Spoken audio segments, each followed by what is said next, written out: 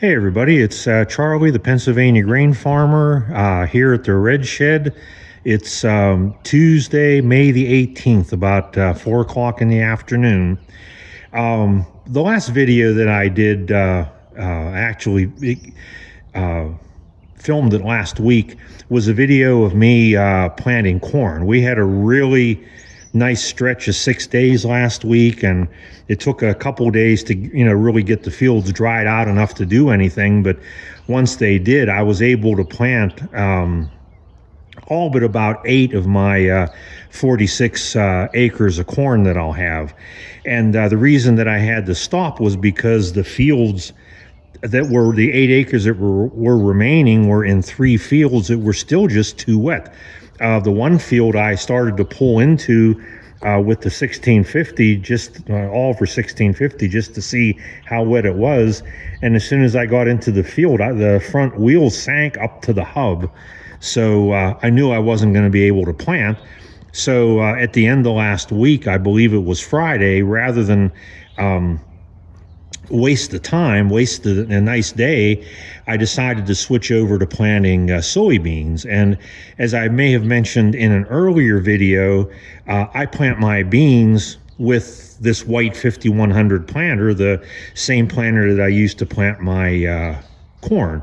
Now, by far, not everybody does it this way. Most people will have either a no-till drill to plant their soybeans or a conventional drill, but I don't. I use my my corn planter, and it has discs for soybeans, and it works very well. In fact, I think I get a much more uniform stand doing it this way. The one drawback is that because this is a wide row planter, 38 inches, to get the 19-inch rows that I want, I have to go over each field twice. So if I'm planting a 6-acre field, it's actually like planting 12 acres, because after I go over it once the normal way, then I have to go back over it and plant in between the rows that I already planted. But I don't mind doing that because it prevents me from having to have another drill, another piece of equipment.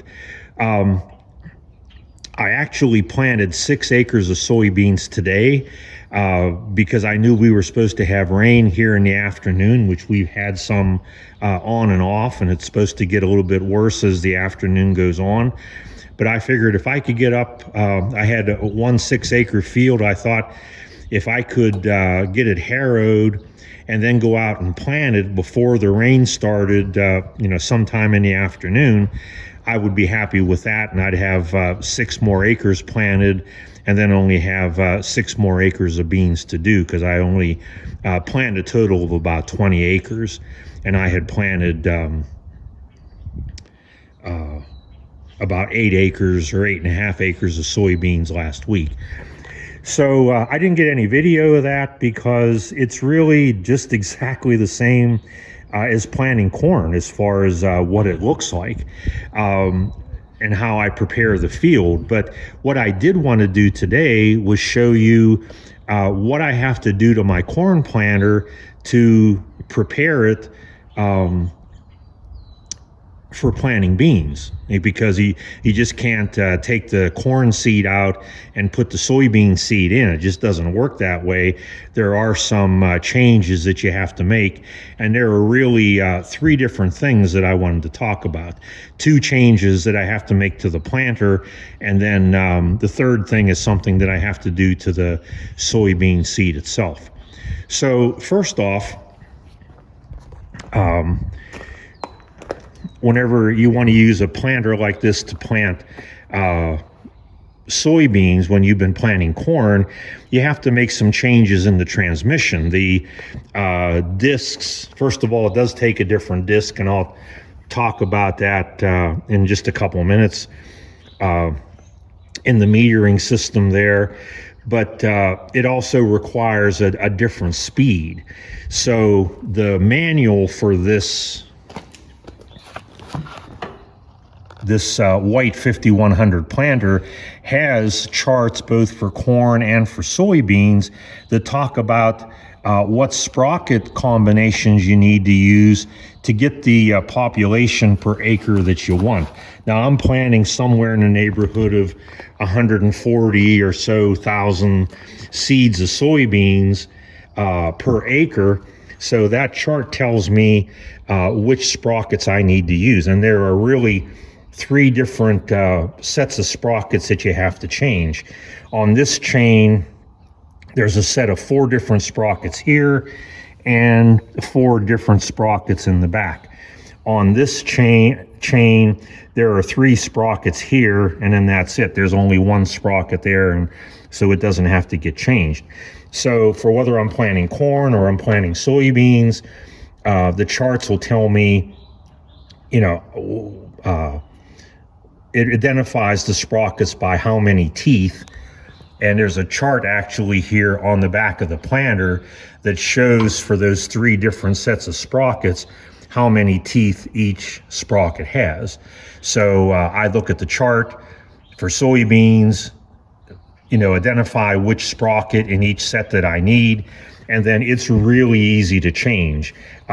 Beside each set of sprockets on each side, there's simply a clip here, which you can actually open with your fingers. You squeeze it, slide the clip out of the way, do the same thing over here, and then these sprockets slide very easily on this shaft, and all you do is line it up then with this idler, and then the same thing happens back here.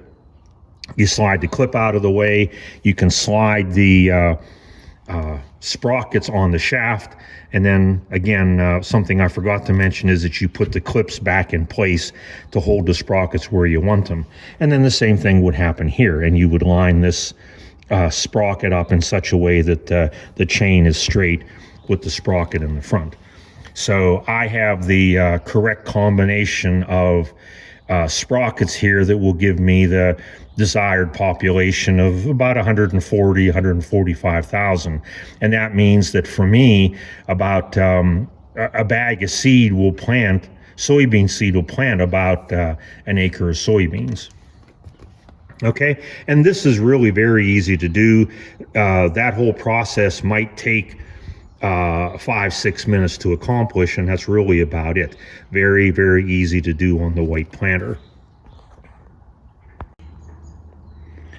The second thing that I have to do to the planter to get it prepared for switching from corn to soybeans or vice versa is to make sure that I have the appropriate seed discs in the planter.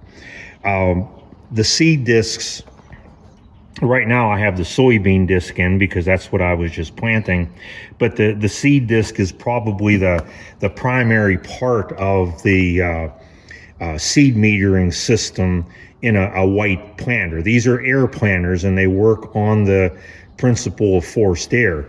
So you notice that this soybean disc is mounted in there in an up and down position, and what happens, the air that's created by this fan that runs through this tube and then through this hose goes into the metering system here and enters the chamber behind this where the soybean seed is, and that air pressure is enough that it actually pushes the seed into the indentation, into the little chambers or cells they call them in this plate.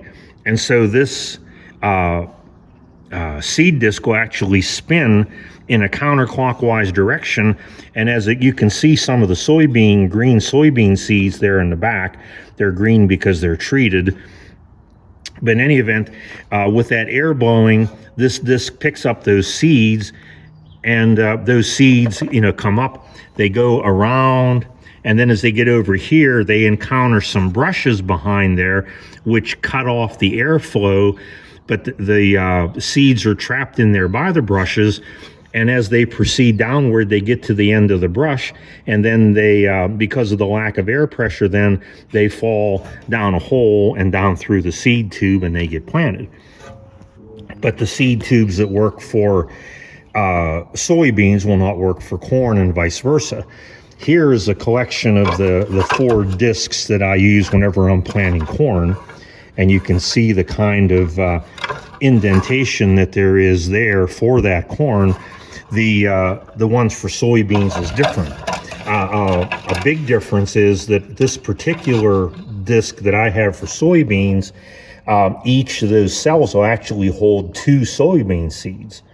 Okay, and don't ask me how that works, but that has to be taken into account whenever you do all the settings, whenever you set the sprockets, as I talked about earlier in the video. So these discs were in there when I was planting corn. So when I went to change this over to soybeans, I just simply had to take out, for each of the 4 discs, this 1 9/16 bolt, take it out, get all the corn seed out of there, and then put the correct soybean seed in, or disc in, and put the bolt back in and tighten it to 10 foot-pounds of force, which I do with a torque wrench, okay, to make sure that I get the right pressure. And then, that's really all you have to do, and that's also not a very long process. It just takes a couple minutes to switch all that around. So again, overall, you have to switch these discs, and you have to switch your transmission, your seed transmission, so that the shafts are turning at the right speed to give you the population you want. And really, that's pretty much all you have to do to the planter itself to get it ready to go from corn to soybeans.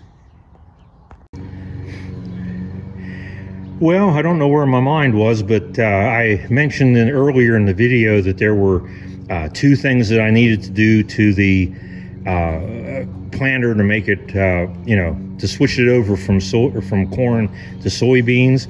And I don't know how I did this, but I actually forgot the 3rd thing, and that was to set the depth at which the seed is planted, okay? And that's really not that difficult to do. The white planters have this knob on the back which you can turn, and if you turn it to the right and you decrease this distance, that makes it plant shallower. And if you turn it back like this, it makes it plant deeper.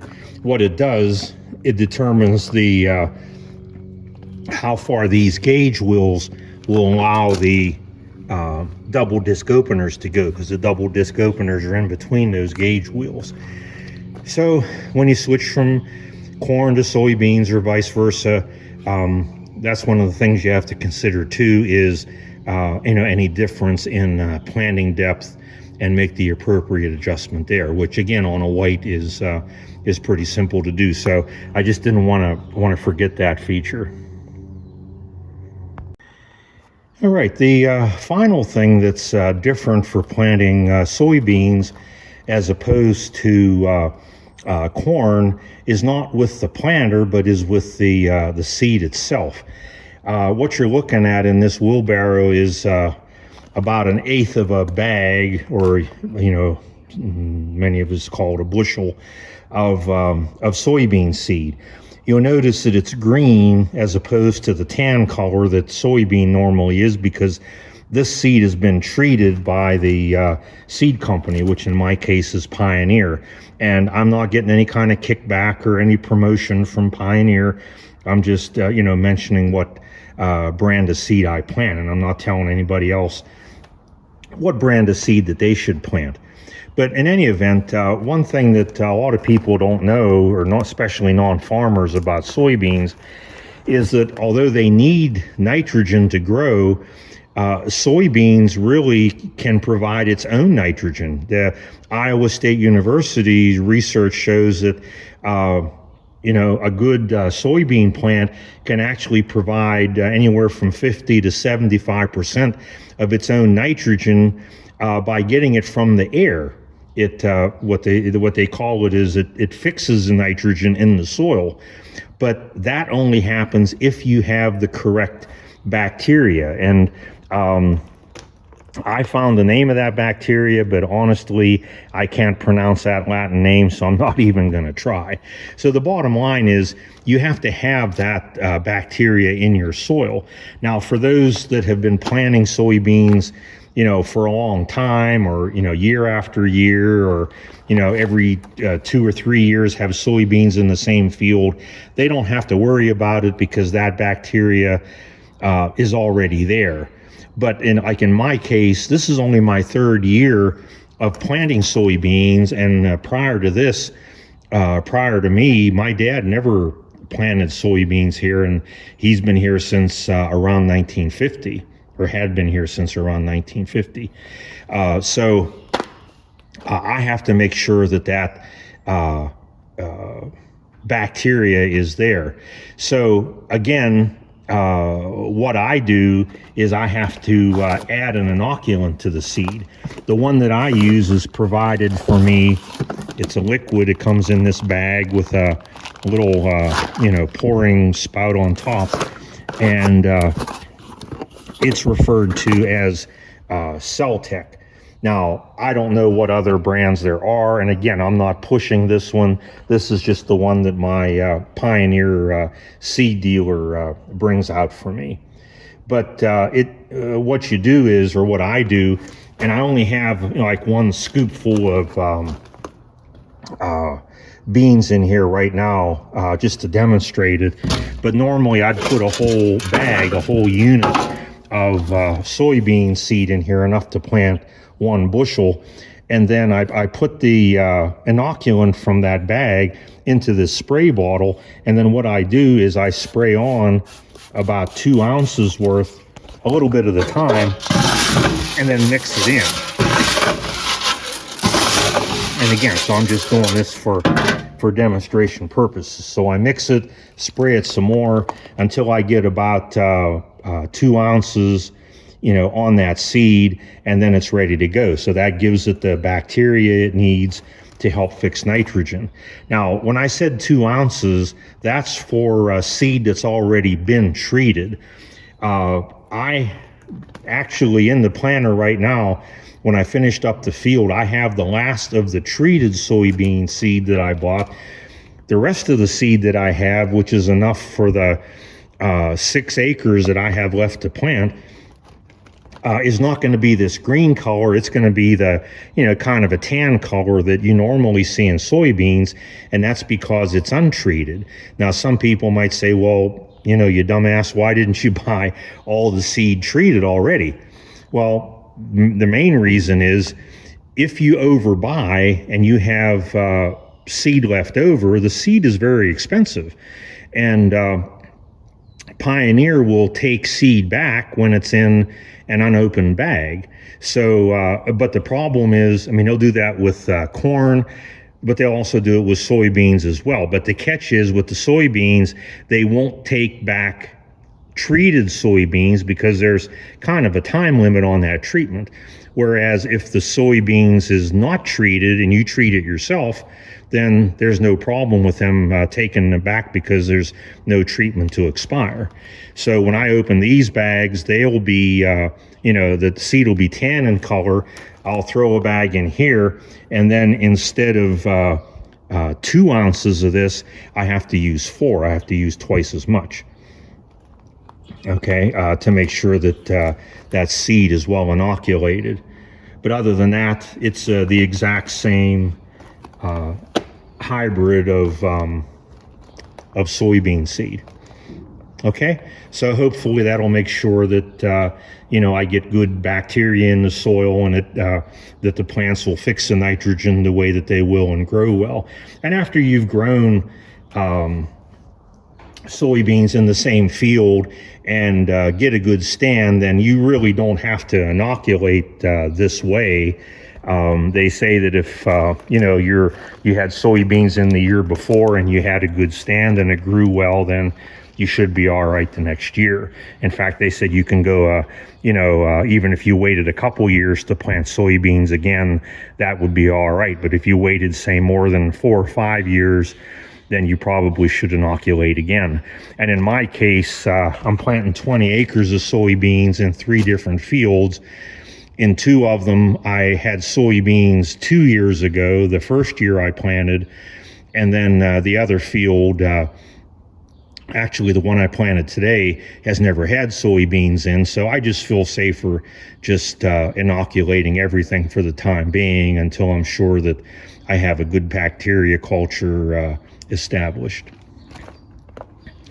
Okay, so that's pretty much it. Those are the things that I have to do to switch over from planting corn to planting soybeans, and I'm hoping, you know, we have some really warm weather coming up here in another day or so. They're talking about like a couple of days of temperatures in the 90s, so I'm hoping that my ground's gonna dry out. I know the last field of soybeans I have, I mean, it could be planted right now if it weren't raining.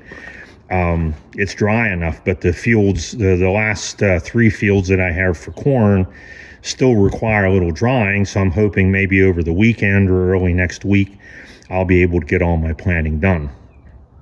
So for now, this is Charlie, the Pennsylvania grain farmer. I hope that you enjoyed this video, and we'll see you next time.